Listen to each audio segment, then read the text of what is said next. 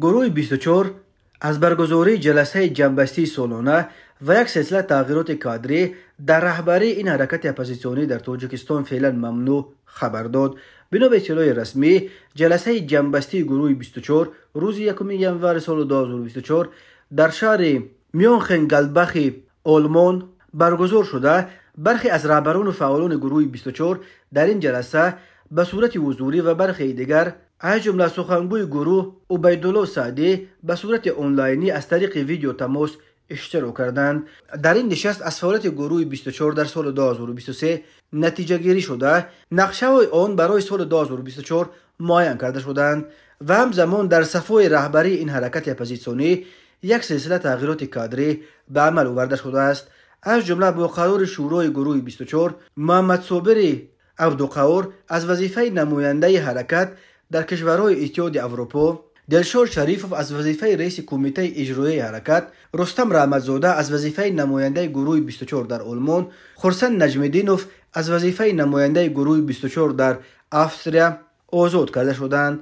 در این زمان با قرار شورا محمد صابر عبدالقهار رئیس کمیته اجرایی گروه 24، قربانعلی اوریپوف اولین نماینده رسمی گروه 24 در ایالات متحده آمریکا، خالنظر لایقوف نماینده حرکت در آلمان، ظفر غایبوف نماینده حرکت سیاسی گروه 24 در استریا تعیین گردیدند. در سال 2023 از فعالیت‌های گروه 24 از همه بیشتر اشتراکش در اعتراض‌های ضد سفر پرزیدنت تاجیکستان امامعلی رحمان در برلین در پایان ماه سپتامبر بود که در جریان این اعتراضها به فعالان گروه 24 میسر شد که کاروان ماشین‌های امامعلی رحمان را در یکی از کوچه‌های پایتخت آلمان تخمباران کنند.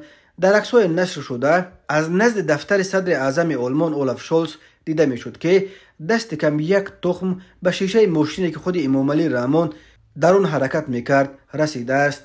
در پی این حادثه مقامات تاجیکستان خویش و تبار قریب 50 تن از فعالان مخالفین از جمله نزدیکان فعالان و رهبران گروه 24 را دستگیر کرده، برخی را چند ساعت و برخی را چند روز پشت پنجره نگاه داشتند. مقامات همچنین سیم برق خانه‌های نزدیکان برخی از اشتراکچیان گروه 24 را بریدند.